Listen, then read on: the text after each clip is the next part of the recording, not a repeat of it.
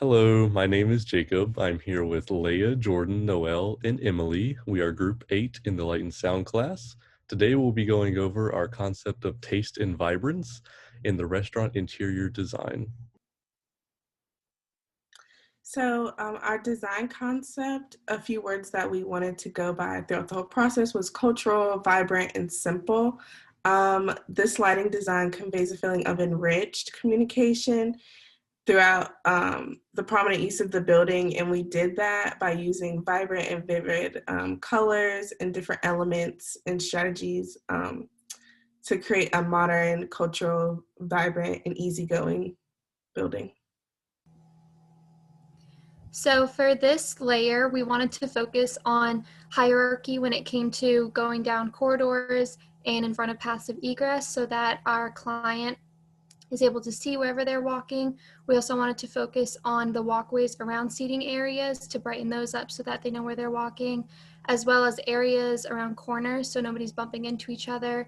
And again, passive egress when it comes to the entrance of the restaurant. So when they're walking in, they have a bright and airy entryway.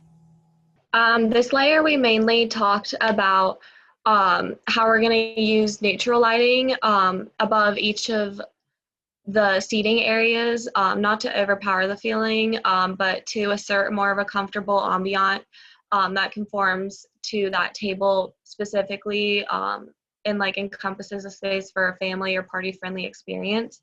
And we also are allowing plenty of natural light to flow in to each of the seating areas and encompass this like feeling of a mood, but also like a very neutral, like party-friendly space. For this section, we have lighting just to accentuate specific parts throughout the space, like the bar, the wine cellars, and the checkout area. Within this layer, we wanted to accentuate the structural features of our space, which include exposed beams and columns in order to ensure that these smaller details are shown to the public eye to make sure that all details of the space are greatly exaggerated. Within the next couple of slides, you'll be able to see that we use track and cove lighting along the bar and like sushi areas. And then we use recessed lighting to really accentuate the passive egress, and then different pendant lights above each specific dining area, like such as like the half booth, half tables, the bar height tables, and the booth seating, just to really like emphasize on the different types of eating areas within the space.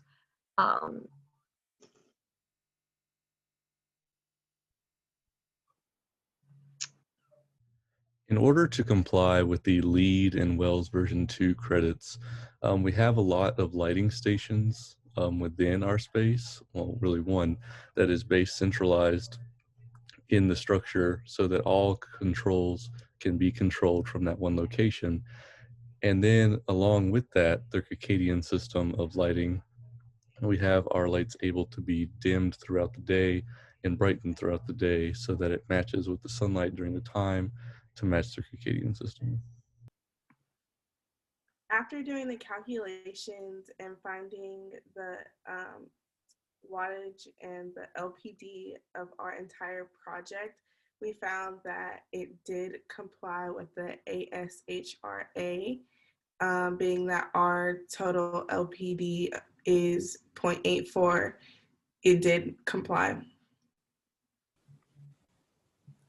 We had a total of 56 recessed lighting, and we did that to comply with the ambiance.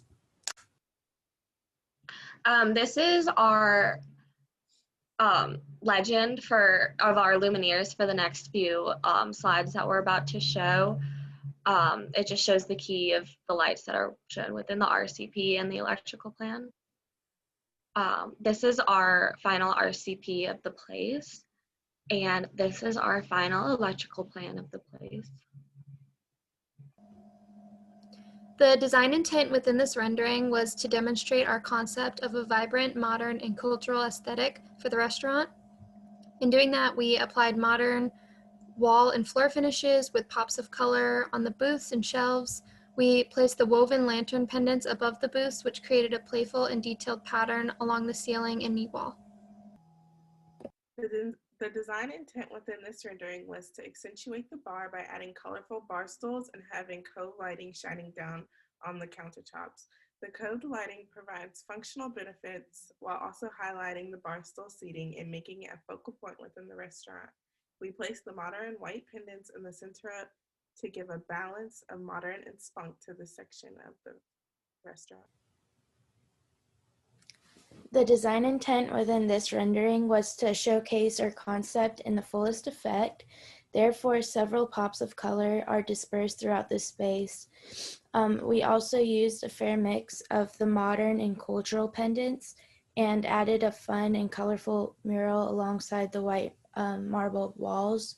Each of these design choices collaborate with our overall concept in creating a bright and playful restaurant. So for this slide, we did a little bit of research on our restaurant to find out the WELL building standards for comfort features within a restaurant, as well as the standard noise levels when it comes to comparisons within a dining area. So over on the comfort features side, as you can see, we highlighted the main features that we wanted to focus on when it came to comfort levels and noise intrusions when it came to comfort within a restaurant. And after doing our research, we found for the standard noise level comparison, we wanted to keep it between 60 and 80 dBAs, which compares between a conversational speech noise level, and then the max is just the standard alarm clock noise. So another thing that we wanted to research within our dining area is constraints in sound quality. So when it comes to that, we mean noises that could be distracting while people are enjoying their meal, or things that could be distracting while people are talking to other people.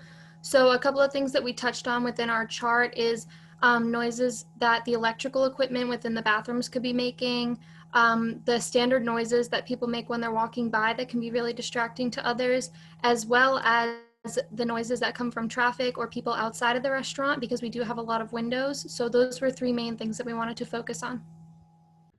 So on this slide, we go over the acoustical supportive materials and ways that we can help out eliminating these extra sounds that come from the impacts that we talked about in the previous slide. So we really wanted to highlight the fiberglass insulation, carpeting, and fabrics, as these are main elements that we will be using within our space to try to cancel those excess noises. However, these other ideas of balsa wood, acoustical foam, and acoustical paneling, although not very normal in spaces, they can be used practically and well in order to cancel excess noises. Thank you for listening to our presentation. I hope our proposal for the lighting design of the space, Taste of Vibrance, appeals to you and you enjoyed. Thank you.